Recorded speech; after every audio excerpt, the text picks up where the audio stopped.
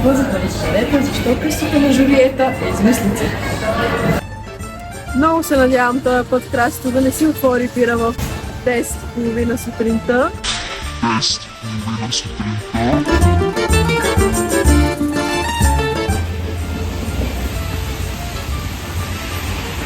Елексир, magnifico è un peroni de grande. Само за един ден го проговори италианския.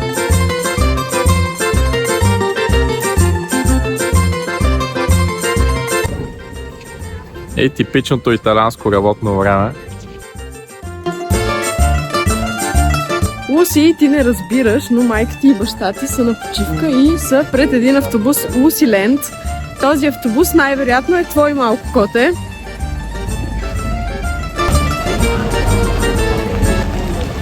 Стигнахме най-после до площада, на който се намират паметника на Виторио Емануеле II и Арена ди Вероне, която е ясно. Такива паметници има изключително много на Виторио Емануеле в Рим и тук, и като цяло навсякъде в Италия, тъй като той е първия крал на Обединена Италия по-скоро и цяла Италия, която познаваме до днес, е благодарение на него. Така че е много важен техен национален герой. И тук виждаме такъв паметник. И сега отиваме да разгледаме арената от по-близо. Арената е построена през първи век, което я прави по-стара от Колизеума в Рим, но много по-запазена. В днешно време тук се провеждат концерти, като акустиката е толкова добра и архитектурата е толкова съвършена, че оперните концерти даже се провеждат и без микрофони. Общо взето, това, което проучихме и прочетохме, е, че цялата архитектура във Верона е много запазена, правени са минимални реставрации, поради което целият стар град, всъщност целият исторически център е световно наследство на ЮНЕСКО. Така че в Колизеума в Рим не сме били заедно с Краси, и двамата сме били по-отделно, но сега сме заедно на Арена ди Вероне. Продължаваме по своя път.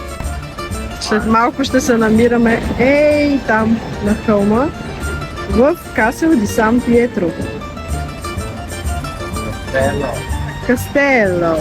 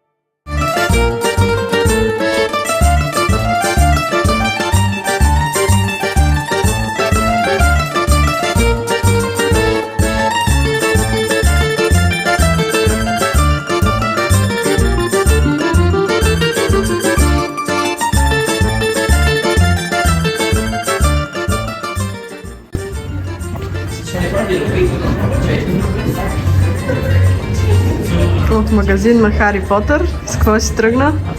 Шалче на ПСВ. Яко. Много. Yes.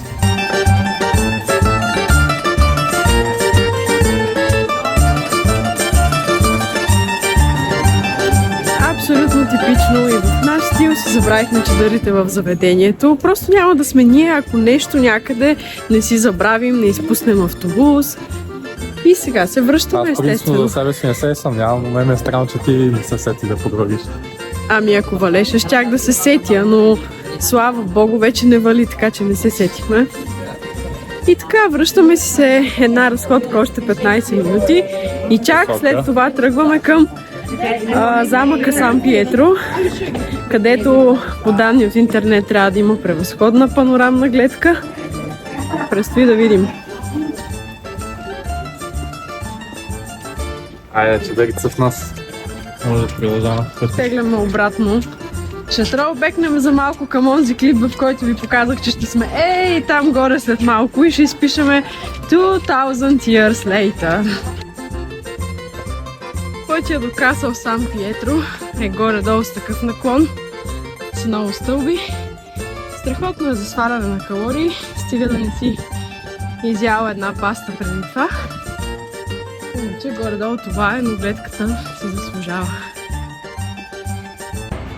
Стигнахме преди финалната точка на замъка на една малко по-ниска панорамна площадка. Гледката пак е много хубава, страхотно е. Хората са си закачили катинарчета.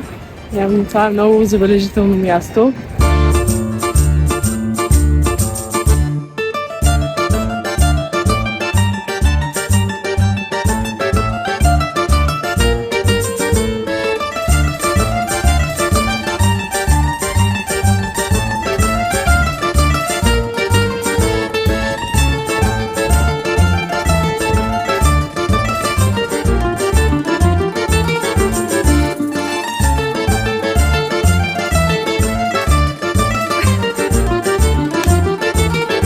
Видим модата китайската.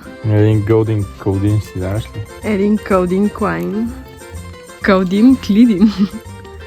Giant кермен. Giant кермен. Комо?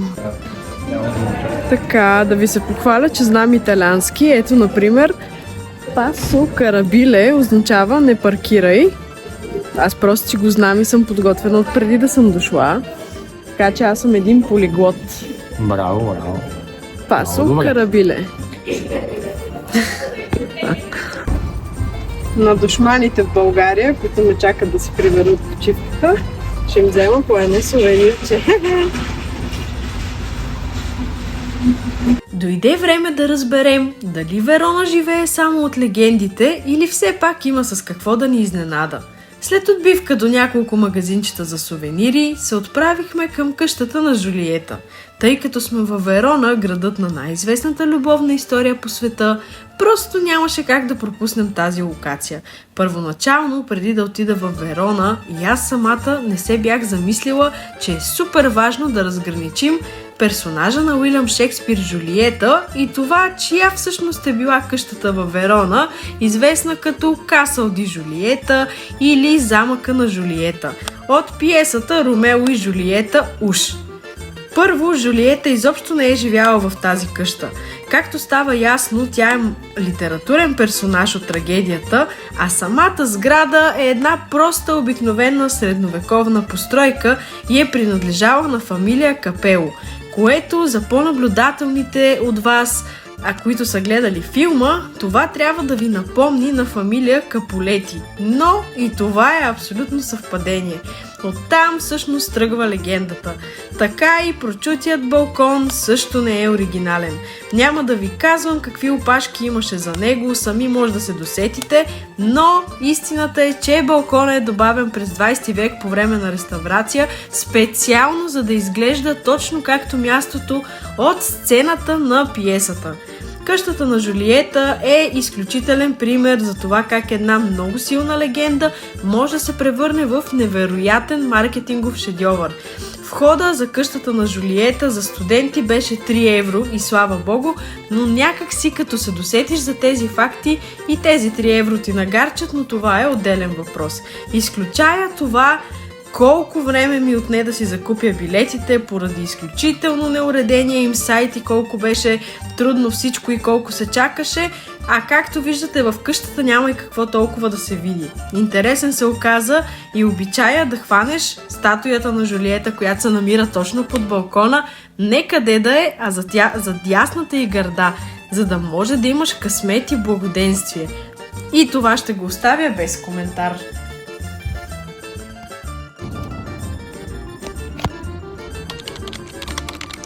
Колкото и да не ми се иска да го казвам, последен ден в Италия, завършваме с Бергамо, в където летим обратно за София. Красито бере душа, носи багажа. Аз като една типична travel princess мисля как да си направя по-хубава снимка и вече виждам следващата локация след този скутер, така че... Бергамо, родният град на известния оперен композитор Доницети, единственият град, където с влак се качваш от модерния свят към средновековието, градът, където е изобретена страчателата. Бергамо, горд притежател на крепостни стени с дължина 6 км и 14 бастиона, които днес са част от световното културно наследство на ЮНЕСКО.